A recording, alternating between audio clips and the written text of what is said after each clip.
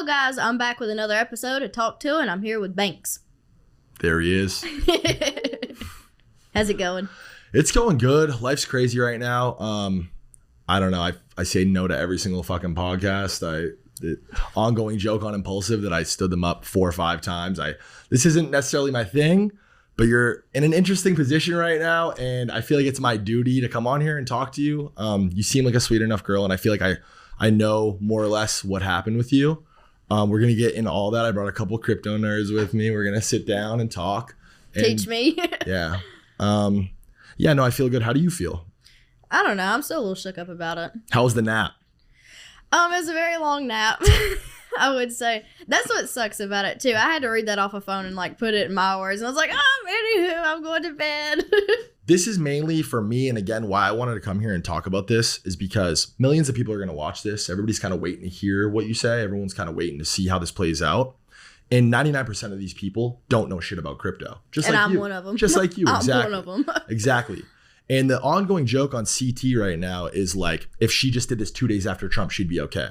Exactly. Which isn't necessarily true because of the way it was done. And that's kind of the whole point, right? There's a right and a wrong way to do this. And if you have interest, it's mostly important that your network and the people that you trust to walk into this market are exactly that, people that you can trust. I think that's where I messed up. For sure. I can only imagine, fuck crypto. I can only imagine stepping into everything that your life's been the last year and the amount of time that you have been. I've been doing this whole social media content thing at a high level for 15 years. I'm officially fucking Unk. And I still don't, have it totally figured out. Someone like you, and my shit was gradual. I gradually got to where I am today, and you were fucking parabolic. I want to start by saying thank you to all my true fans and all the people that actually watch my stuff and they keep up with me. We're trying to sort out all the pieces and stuff to get all this figured out and make everything right. Oh my God, I'm going to cry. No, don't cry. Don't cry. Don't cry. Everything's going to be good. We're going to be good. And guys, listen, just as a temperature check, I just want to say, the first thing that she said to me off camera was, the minute you DM me, I really wish I just texted you and called you. And that speaks to me because of how I was introduced to crypto, and we'll get into that. But I'm also kind of on the back end of things too. Their team's been very forthcoming. My team is vetting them the fuck out right now and has been for the last week. Thread Guy and Frank, they're going to be on this episode. It's such a weird blend and mash of worlds. No, it rolled out. Don't cry, Haley. It's fine. It's all going to be okay. Life is going to be okay. Oh, Haley, no. Oh, don't do that. Don't stare at me. No. You just You're adorable. Just give us a minute. Okay. It's going to be okay. Well, so basically how this idea got brought to me, it was supposed to be what they call it, a long-term coin. And the guy that ran the account, he was like, oh, we're going to change the way everybody thinks of crypto. Crypto is going to be a good place. And I feel really bad for all the people that got affected by it. And it just didn't go the way I planned. And all the money out of this episode is getting donated to all the animals that have been affected by the fires up here. And I'll match it. Me, Ricky, I'll match it, whatever. It's really, really important for me to make sure that we address everything and get through all of exactly what happened. I think that it's really, really important at this point to be totally transparent about everything that happened with you and your partners and this launch and in crypto, and what makes this bad and what makes what Iggy Azalea is doing maybe even good, and what makes Trump's doing different, right? I want to get through all that. So I brought 2 guys that I live with and do this crypto shit at a very high level. I brought Thread Guy, he's the biggest streamer in crypto, and I brought Frank D. Gods, who launched a very successful project last cycle, and he trades at a very high level. He's one of the best trencher trader guys. These guys are really, really sharp, and they know this market inside and out. And most importantly, they have front-facing brands, and their faces are everywhere, and we're all docs, and we all have to move militant, and we're all super, super passionate about conversations like this, because crypto done right is good for everybody. And everything that happened to you is really, really bad for the market. It's really, really bad for us. I hear everything that you're saying, and you're a human being first. And no matter which way this falls, I mean, it might not ever be in a spot where it's totally good. You might have to hear about this for the rest of your life. Probably. But let's just be transparent and make it right. Okay. Haley, pleasure to meet you. Pleasure to meet you. Cool. Let's bring in the nerds. Can I have my tissue? Go. Yes. All right, you guys. I only got one sponsor left because there's some real ones, and they've stuck with me since every bit of this started. Game Time believes in me, y'all, and I believe in them. Game Time's more loyal than most of y'all's mans out here. Yeah, some of those guys just leave at the first opportunity they get. Not Game Time. Hell yeah, this podcast ain't going nowhere, and neither are them Game Time deals. Game Time gives you the best price guarantee, and Talk to It gives you the best damn time. So if you can't decide what to do for shit like me, then you've got Game Time Pick. It filters out the fluff to show you only incredible deals on great seats, so you don't have to waste time searching through thousands of tickets to find the best value. They got exclusive flash deals and sponsored deals on tickets for football, basketball, baseball, concerts, comedy, and a hell of a lot more. Pretty wild too. If you change your mind and want a bed rot last minute, they got 24-hour returns guarantee, which means you can return those tickets within 24 hours of purchase for a full credit to your Game Time account. No questions asked. Take the guesswork out of buying tickets with Game Time. Download the Game Time app, create an account, and use code TALKTOUH for $20 off your first purchase. Terms apply. Again, create an account and redeem code TALKTUAH for $20 off. Download Game Time today. Last minute tickets, lowest price, guaranteed. What time is it? Game Time. All right, Mrs. Haley. This is Thread Guy, the guy I was telling you about, the streamer guy. Thread. Hi, Haley. Thanks for having us. Well, of course. And Thank then you for this coming. is Frank Degotts. Hey, Haley. Frank Degons. That's it. Yeah. In the merch too. Yeah, I got the merch on. I love it. To shout out. These are 2 of 10 of my little crypto nerds, I call them. And these guys do this at the highest level, and they're gonna help us through this conversation. And you have with us, he's off camera, but do you want to introduce? I have my lawyer here too. What's your name? Christian Barker. Okay, cool. How did this all happen? So Explain. this idea got brought to me like months ago, and I was kind of, I don't want to do that. I don't know anything about it, and I've never heard the space is a good place to be. So I was like, I don't know about it. Which we trusted the guy that come to us. He was a friend of, I don't know, a friend of a friend, I guess you can put him. That was my biggest mistake. Yeah, I probably should have looked into him. We heard a little bit about him. Apparently, he had like a pretty strong network in LA and kind of used that as leverage to, give himself a vouch. And I think the guy probably more or less overstated his qualifications in executing something like this. Fair to say? Yes. Which is usually the case. Yeah, that's 99% of the time. What happened after that? Well, really, everything went good, and then I noticed, like, the day of the launch, he was, like, a little weird about it. Like, he was pacing around on the porch, and I don't know, it just makes you suspicious. And then we finished a podcast that day, and then I ended up going in that room over there to get on that live, where I was, like, scripted to say this, that, and the other, but put it in my own words. So I done that, and then that's when you got on, and you were asking him questions, and he couldn't answer them. So I was like, okay, something's wrong. He can't answer a simple question. And then CoffeeZilla got on there. That scary guy. Let me tell you, don't ever want to have a conversation with him. We're a little bit more charitable than Coffee. I think Coffee kind of has a little bit of disdain for crypto in general. Us, on the other hand, we live and breathe it every day. We want to see crypto succeed. We do it every single day. But Coffee definitely, like, you know what I mean? He's definitely asking the right questions. It's the way that he asks them, maybe, is why you guys can't really find a spot to like talk or have like any sort of conversation with each other. But we actually did talk to him. We had a conversation with him, and he gave us some broad questions to share and ask you. They're good questions. Oh, that scares me if they come from him. No, don't worry about it. Don't be scared. He's such a scary guy. Coffee is a little scary, but it's okay. He means well, though. This whole thing is a little scary. Yeah, at the end of the day, he wants to he just wants to see people move the right way. And again, that's the difference between you, Iggy, Trump, is they just simply did it the right way. There's a whole set of standards and rules that this market follows, and an etiquette that people, respect. And it's just, that's what it is, right? Well, see, that's how it got brought to me. It was supposed to be done the right way. Like, it was going to be good. Like, half the money, it was supposed to go, like, into my charity. That's really why I agreed to do it. Just for the simple fact, putting money into that. It was a way to, like, get all my community gathered up together. It was just, I don't know. It was brought to me in, like, a positive way. Like, it was going to be something good and long-term, but it didn't go that route at all. So it was like 100%, a smack in the face. 100% of the time, the pitch is always going to be positive. It's we're the right guys, we're the ones, et cetera, et cetera. Again, I think that's why we're here. Thread, Frank, maybe introduce yourselves and give your. Yeah. Hey, Frank. I've been in crypto for like 4 years. I guess, do we just go to the questions first, or?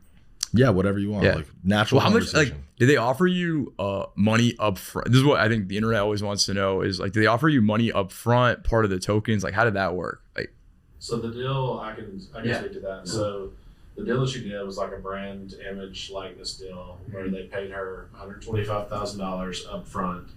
They were supposed to pay her $200,000 after the launch of the coin within 30 days.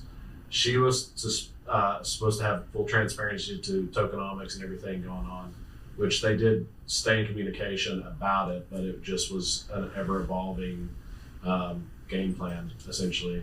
So back-end participation was to always be mutually agreed, and what they had agreed on in the tokenomics was there was a 10% allocation of the token that would be on a 1-year lock and then a 3-year drip after that. Of that 10%, half of that was supposed to go to the company that created the project and half was to go to her. So out of 100% of the token, she would have had 5% at the end. Obviously she has lawyer, manager, business manager, so even that 5% would have been cut down by over a quarter due to people that she has to pay out on her non-crypto. So all the structure you just described, what happened to all that? It's not like it has dissolved. That on launch, 3% of the token was made available for public trading. A lot of this information we found out since the launch. We, as in Haley's internal non-crypto team, but 17% was given to pre-sale investors. 2/3 of which approximately sold the day of launch. Yep. So there is 20% in circulation. And just to be clear about where you kind of jumped into this, you were telling us in the back room that this kind of all was happening even without you really knowing or having view on any of it until post. You know, you're handling the cleanup and trying to protect Haley and trying to do right by Haley now, but you didn't have the opportunity to like. That's right. Yeah. Okay.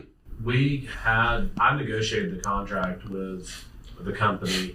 We have like accounting transparency rules and requirements that I added to the contract. SEC compliance requirements I added into the contract that they would have to do as project manager. And so we continued to inquire all along the process about the tokenomics. It was kind of a shifting narrative and explanation of tokenomics. The most recent tokenomics that were given to us prior to the launch had the pre-sale investors being on a 1-month lock with a 1-year drip after that. That's pretty obvious on chain that didn't happen. But 80% of the supply is still in control. The dev still controls 80%. And who are they?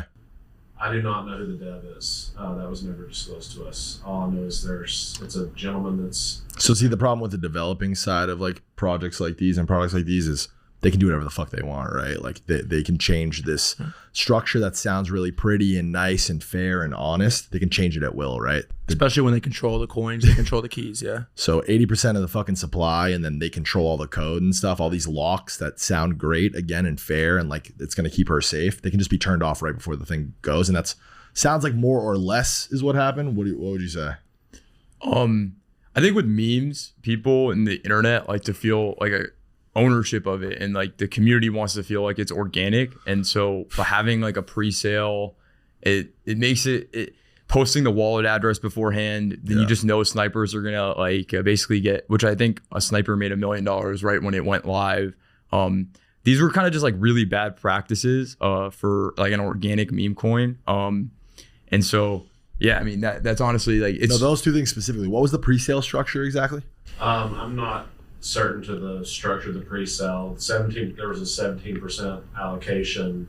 Most of the pre-sale investors, my understanding were based in Asia. Okay. And there was again supposed to be a 1-month lock with a 1-year drip after that. And how much was raised for that 17%? 2.8 million. I think that's why people were really upset for the most part, Ailey, is that puts it at like 14, 15. Yeah, it's like basically when you have a coin where people have a bunch of pre-sale, it means like a bunch of people got this early access to it. That so normal people don't have access to. That normal people don't have access to. And so I think it's less the problem that there's a coin and more just the way that it was done was really... And just to articulate to you too, that is probably never the way to go. It's just not good for the health of the token.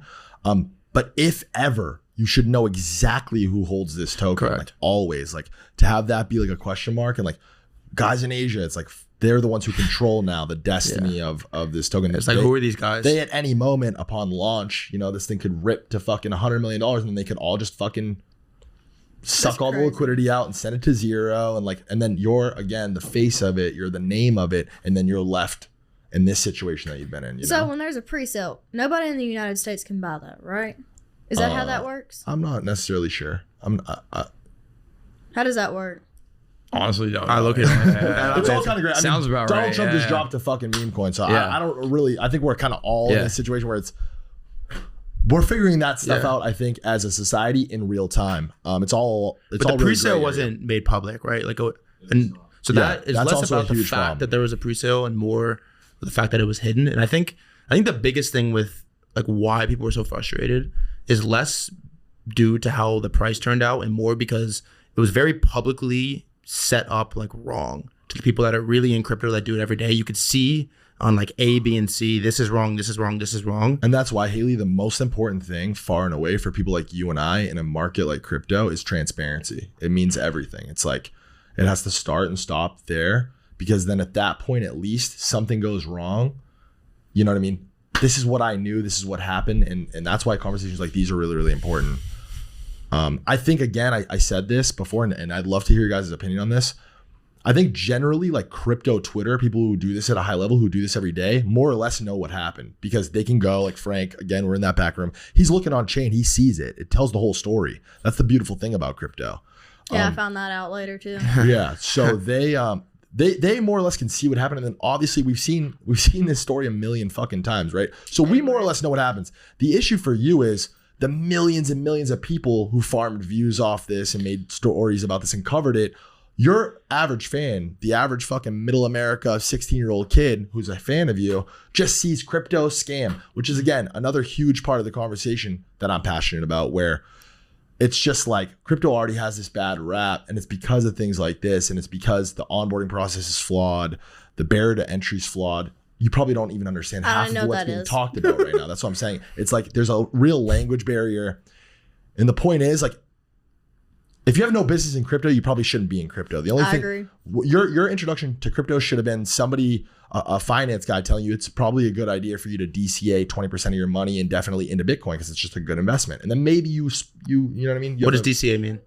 It means dollar cost average. Yeah. Yeah, it means just like slowly buying or slowly selling. So it's actually it's the buy like $10 a Bitcoin a day type thing. Yeah. Yeah, it's the best way that I think that you can acquire an asset like Bitcoin, because it's so volatile. It's 100,000 one day, and then it's 70,000, then it's 120. Right? It's never hit 120, but if you buy it at a consistent basis, you get the average cost of Bitcoin over the span of whatever. But it's like it's things like that. Obviously, if you're that passionate about your team sees an opportunity, that's okay. I mean, we see opportunities every day in crypto, and that's what anybody that's telling you they're not in crypto to make money is fucking lying to you, right? To a degree, some more than others, and some are more likely to fucking not stand on business and fucking do sketchy weird shit, and some are more passionate about the future of the space like us. But if you're gonna do that, if you're someone like Haley Welch and you're gonna do that, you need to like be as careful as you can be, and you need to make sure that the people that you're doing this with are like people you can really, really trust and qualified to do it. Wiz Khalifa told me not to ever put your name on something you don't fully understand. It's a really, really awesome piece of advice. It's great advice. I agree with That him. was on this show. There's like a clip of that. Yep. That's good. Yeah, I mean that's a real clip. That's a great piece of advice. What's the best piece of advice you'd give to Haley? Just like make sure that you like clear everything that's like being done in your name. Like make sure you like it. Like don't let it get crazy. Don't let it get out of fucking whack to the point where it's like, yo, I wouldn't even fucking done that shit. Yeah. And it sucks. It sucks that you're having to learn this the hard way, right? But I feel like I needed to though. That's kind of great. opened my eyes a lot. That's great. Yeah, I mean that's honestly how I was introduced to crypto to begin. I can't talk too much about it or names, whatever. But I was introduced to crypto through something very, very similar. A deal came through the Faze pipeline, my company that's existed for over a decade. We were public at one point, came through the sales team, and a talent manager brought me this deal that for me by every, measure of my expertise and my perspective on my whole career and how it came up, this was a fucking great deal. This product came to me and said, we want you to be a spokesperson for our product. It's X, Y, and Z. It's in crypto, this cool new technology.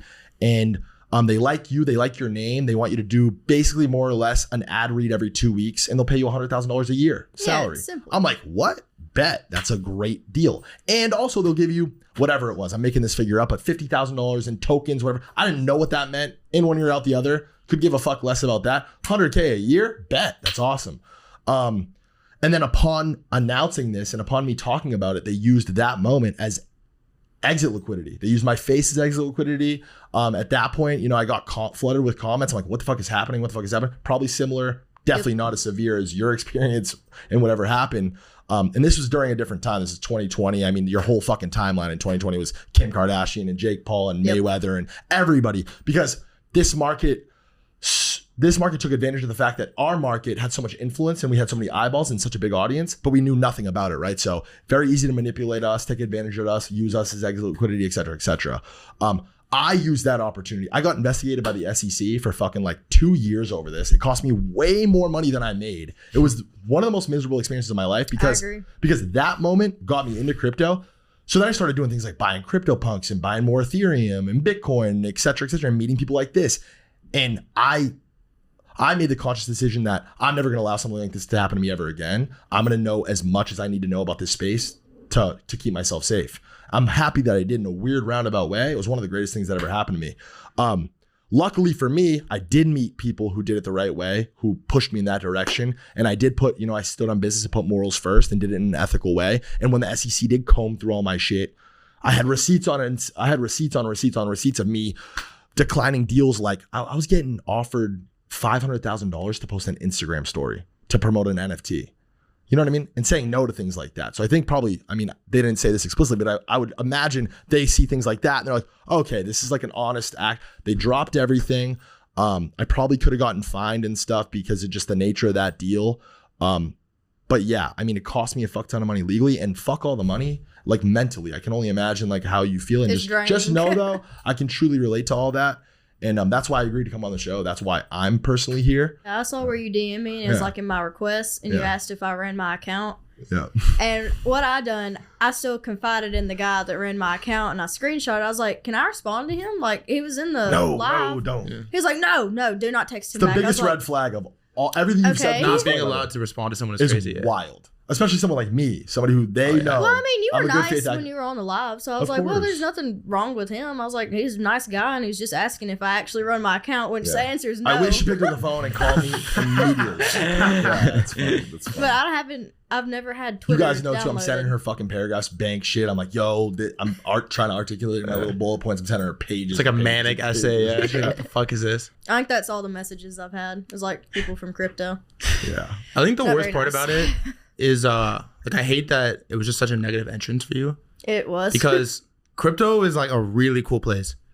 And it's probably really confusing. A lot of it doesn't make sense, but we like to think of crypto as the money of the internet.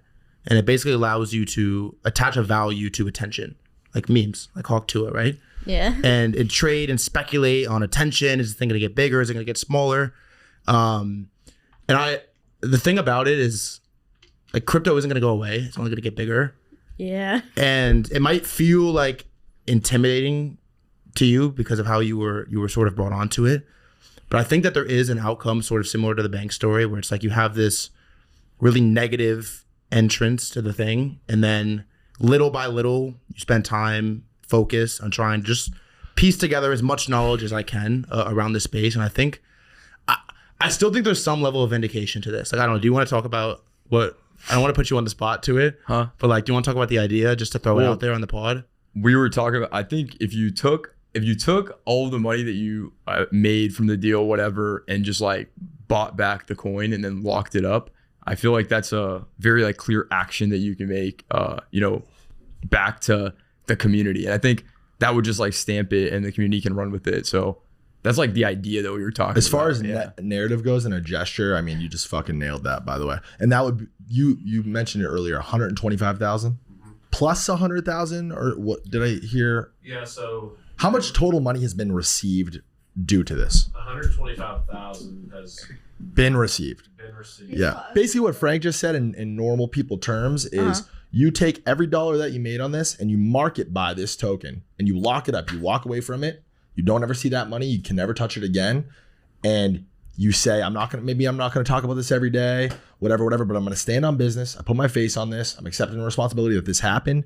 And hopefully, you know, everybody is made whole at some point where you guys do what you want with this at this point. This is me kind of like, you know what I mean? And what that does is it kind of shows your intentions, right? Like I just want to do right by this and everybody who participated in this, etc. I know you probably feel weird because like I'm sure people said some nasty things to you and you're like, what is this? Who are these people? What is this space? Like, well, Haley, I'm not going to sugarcoat it too. Listen, I think I know I'm sucking my own dick right now, but I think as far as like people who come from our industry, I think I move close to the best. I get comments pretty much on a daily basis calling me a fucking scammer, etc., etc. There was another situation that happened inside Faze. It's fucking so annoying, but a group of members launched a token that was like a charity, like had this like charity spin and narrative. It's like one of the most crazy things that ever happened in crypto. They all had to get kicked. I had to fucking talk to, you think Coffee's a little scary? I had to talk to this man every fucking day for like 2 weeks and basically vindicate myself because there's all this speculation. Banks is a crypto guy. He obviously had to have something to do with it. I had to fucking basically open my books up to Coffee, and for the Banks had nothing to do with this, Faze had nothing to do with this, but 5 members of Faze did. So it'll always be tied back to me. I'll always forever, and you'll probably always forever get comments. You're a fucking scammer, this and that. This is going to make it infinitely more hard for you to work in crypto. But what the suggestion that he just made is far and away the best solve for this in the immediate and in the long term. It's kind of the one, you know, I don't know. It's that was really good. Yeah, because it happened. Her buying in right now with what's on the market is there's 80%. Yes. That's not available. What does that mean? So obviously we don't want to run into a situation where you do that. You put $250,000 in, because I'll be honest, if you did that, the market's probably going to react in a positive way because it is a great narrative and it is a really genuine gesture. I don't want to fucking guarantee anything, but the token probably fucking rips to that point. It could even get to a point where it rips past all-time high, which for you, I think if the token ever exceeds the highest point it was ever at, I think that's a really comfy spot for you to finally be like, I did what I needed to do and I did right by this product launch in crypto. That's personally me. That's how I would receive it. But that being said, we don't want to be in a position where this fucking token is ripping and these same people who fucked you over that own 80% of it are getting rich in the process, right? Like that cannot happen. So that's the biggest, how do we solve that? I don't know. I'm scared to touch that coin. Yeah, the devs that have the 80%. You should be. I'm horrified of it. You should be. If that's the case, then the devs that have the 80% need to agree to lock it too. And if I don't know if there's interest, I don't know, but I think probably you guys who we do still have open lines of communication with, who fucking built this thing, I think you aggressively go in contact and communicate the fact that, listen, we as a team have decided that this is probably the best route to go for Haley, because at the end of the day, your name, your likeness, your brand, your 50s, it's all over it. You're so sweet. Let's fix it. You know what I mean? Yeah. And fucking that. We need to figure out that. Maybe, I mean, you guys are probably like the communication between team and you guys right now probably looks pretty aggressive as it is, right? Like lawsuits, I know how it goes, as it should. They fucked you over big time. So maybe even using that as leverage of like, help us make right by this. You need to listen to everything we're about to tell you to do. And you know what I mean? Maybe we don't go fucking as hard legally on it. That 80%, that's obviously the biggest hurdle. So who has that? The 80%? The dev. What is dev? The 80%, the developer. Based out of where? Based out of San Francisco. It's one guy based in San Francisco, is my knowledge. Well, that's better than China. I don't know which his name as the dev is, but the dev is hired by the company that she did the deal with. Just as far as, by the way, just as far as access goes, San Francisco's up the street. Okay. The language barrier, China. Okay. Yeah, it's okay. Understood. Yeah, I think that's the next steps, honestly. Yeah. Because the thing is, like, it happened, and it's like on chain, like things always gonna exist. Trump launched a coin. Like, again, I come back to, I just don't think that there's an issue with a meme coin in the world. Like, that's not the problem. It's the pre-sale. It's the fact that the pre-sales got unlocked on day one. It's the fact that he put the wallet address out, so it got sniped.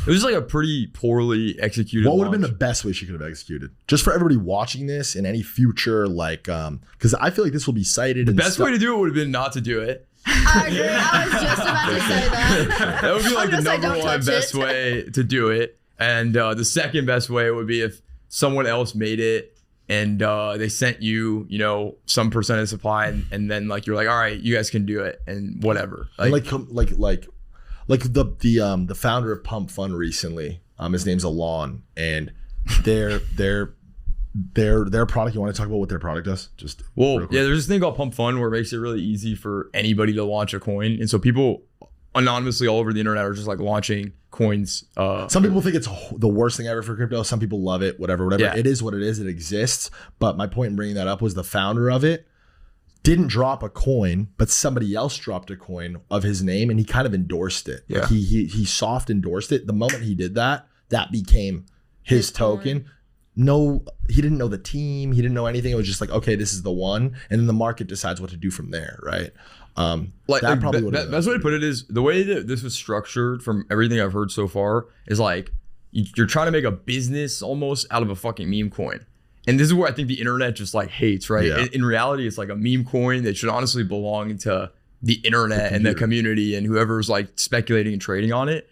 But it was made into this like venture.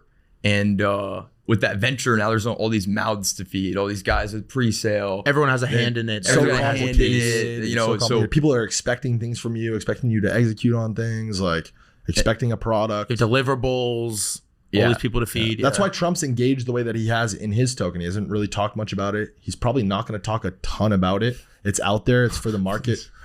Please. It's for the, One tweet. it's for the market. It's for the market to decide. And yeah, the more he talks about it, the more complicated it's going to be, and the more he engages with it and participates in it, the more complicated it's going to be. Hindsight's obviously 2020, but for future use, the best way to come into a new space, and specifically crypto, is to to make money from it and launch a coin. For sure, to invest money into it. That's The best way would have been like, all right, this crypto thing seems cool. I'm gonna fuck around and throw a little bit of money at Bitcoin and just like maybe go to the conference. Bitcoin. You're familiar with Nashville. Aiden Ross, yeah? You're familiar with Aiden Ross, the streamer? Sure. That's so fun. That's pretty That's wild. awesome. That's awesome. Sure. That's awesome. So he's one of the biggest he's one of the biggest streamers on earth, and he's a dear friend of mine. I would even maybe go as far as consider him a brother to me. We've lived together for 2 years, and I saw his come up and I saw him explode on the scene, and we have very intimate, like, personal conversations. Obviously, he knows that I do crypto on this level, and he's had all these questions for me over the last couple weeks post Trump launch, right? About, can I do this? Should I do that? Luckily for him, you know, he has somebody who he can trust, and you know, we've told him all the same stuff. We're actually gonna go visit him this weekend. This probably even comes out after we go visit him, but that's our whole onboarding process with Aiden. It's make a crypto Twitter, follow these accounts, join these communities, learn about it, invest money into Bitcoin, and then maybe pick a couple spots that like speak to you in terms of just who you are and what you're interested in. Because then what that does is you start to extend your network, you start to build a network of people who you can learn from, and that's the biggest thing is entering a space pick like up this. pieces along the way. Yeah, entering a space like this, I'm still fucking retardio when it comes to like this whole crypto thing, but Me too. but and I've been doing this for 5 years, you know what I mean? I have these guys, I live with these guys. I'm fortunate enough for that. But that being said, I've been in here for 5 years. I could have launched an NFT project last cycle and probably printed 8 figures on it. Safe to say, yeah. And I didn't, right? Because I just knew, you know, the longer term play is to just participate. There's going to be opportunities for all of us because this is where the future is being built, is crypto. Yeah. If you're not learning about crypto or AI, I really hope whatever you're doing, you're totally fucking in love with, because everybody else is fucked. Yeah, this is where it's at. This is where the future is. It does make me feel better, like hearing y'all talk, but like y'all know everything. Like I feel like y'all do everything the right way. Mm-hmm. But I don't want to Not confide everything. too much in that because I thought my guy was doing everything the right way. Again, not everything. Again, Valid. like I said, my entry to crypto was similar. You know what I mean? It was You had to learn from it, though. for sure, and those are the And you got a good team with you, too. I had a dumbass working for me. for sure. What do Oh, you guys bless think him. she should do next? Again, that best case scenario, dream scenario, Frank's suggestion unironically is fucking 10 out of 10 perfect, I think, in my opinion. I think the reason So- he suggested to take the money that you earned and to put it back in the token, one, it probably feels like blood money. I'm not even sure you It's want the money. dirty. You don't want It's that money. very That money is dirty. gross. Two, it's sort of like you could kind of say anything. Like we could say whatever on this podcast, and apologies are helpful, and it goes some distance. But to actually put the money back in and be like, I didn't make any money from this, and for the people that are down, like this is the best thing I could do to help you, and sort of wipe my hands clean and say that you tried is definitely number two, the best thing you could do. And I think the third is like, it probably feels really weird and uncomfortable right now, even to be talking. We're these weird guys. We just walked in. We're talking about crypto. We're saying big words. But like your life, especially being this famous person on the internet, will intersect with like the money of the internet, crypto, again at a later point. And you don't want to have this like looming Dirty ass money. elephant in the room, like uncomfortable situation. Or maybe you do have a clean, awesome opportunity to like help crypto and do a positive thing, but you're uncomfortable and afraid of it because of like what I'm horrified happened. of it. Yeah. Again, what I said as far as how the response from the general community, and just there are going to be people who only saw the bad part of it and never gave a fuck enough to like explore what into actually it. happened, right? So you're going to see comments for the rest of time about this. I still see Logan Paul getting comments all the time. about 100%. it. I mean, again, like I said, But what did I Logan Paul do? He paid him back. Yeah, I mean, he had to make it right? And yeah, I don't know. It's at least when you see these comments in your own mind, you'll know that you made your best effort, and you'll know that your conscience is clear on it. And yeah, I can't explain to you like how important I feel like that. If you have a soul, which you feel like you have a lot of soul. I got a soul, I Yeah, reckon. it feels like you do. I reckon. Oh, I reckon. And I know there's a lot of legal stuff. I don't even know what has to get figured out in the background, but let It's it be a mess. known it was Frank Degott's suggestion. I think it's the best one. no, I think so too. And I don't want anybody to misconstrue any of this as like us fucking like letting you off the hook or like pretending like nothing was done wrong. You definitely did a lot of things wrong here, most things wrong here. But in our opinion, there is a way to fix it. I think that's the next steps. I think focusing hard on fixing it above all else. Fuck all the legal shit. Fuck any partners that led her to slaughter on this. Like, with all due respect, fuck all those people. Word. And get to a place where you can, feel good about where things are at, and maybe even get to a place where the market feels good about where things are at. That would be obviously ideal. So hard focusing on that. The whole conversation we've had with you guys have been very forthcoming. Even you coming on the show, numbers, being transparent, off camera. Well, we don't have nothing to hide No, either. that's how it needs to be, right? Like that's the whole point. Do you have any other questions? How's Pookie doing? Pookie lost money in it too. Oh, No. Yeah. Pookie, poor Pookie. He said, "How are you gonna take my money?" I said, "I didn't do it." Oh, that's so sad. That's so sad. He still gives me shit about it all the time. He's like, "Yeah, I wish I had my." Can I say how much? Yeah. I wish I had my $300 back. I was like, "Well." That's funny. Yeah, me too. Did you put money in it too? I'm joking. Oh, that's No, I no think we all apologize. figured. We definitely all did it. We figured. definitely did We all figured it. I got one more question. Are those real screws in your ears? No, they're not. There's a little bar between. I thought those were so fucking cool. You like 'em? I looked over, I was like, those gotta be real screws. Yeah, shout out Christian Stark. He made these for me. I feel like it wouldn't be an episode to talk to if I didn't ask my last question. Do I ask it 3 times? Just ask it. I'll go around the room. What's one move in bed that makes a woman go crazy? Oh my god, I'm sorry, I had to hit you with the final question. Frank, what's your answer? No, you gotta go first. The Hawk Tua. I'll go last. It's the forehead kiss, nose kiss. Kiss There you each one of go. their eyeballs. Tell them they're sweet.